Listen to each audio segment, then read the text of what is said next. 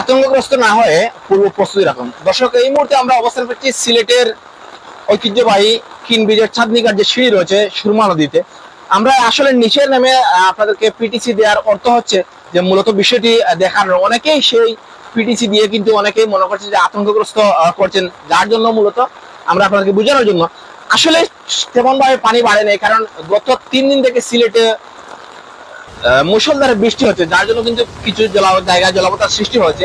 কিন্তু এখন পর্যন্ত সিলেটের সুরমা নদীর পানি বিপদসীমার উপর অতিক্রম করে নাই, যার জন্য আতঙ্কিত হওয়ার কিছু নেই।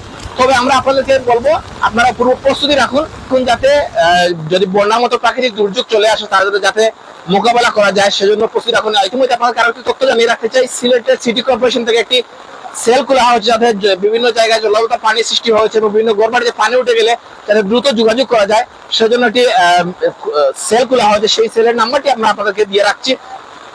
এবং চলুন আমরা দেখাই আপনাদেরকে সিলেটের সর্বশেষ যে অবস্থা, সুরমা নদীর যে পানি আসলে এই মুহূর্তে কি, তা আসলে আপনাদের সামনে তুলে ধরার চেষ্টা করি।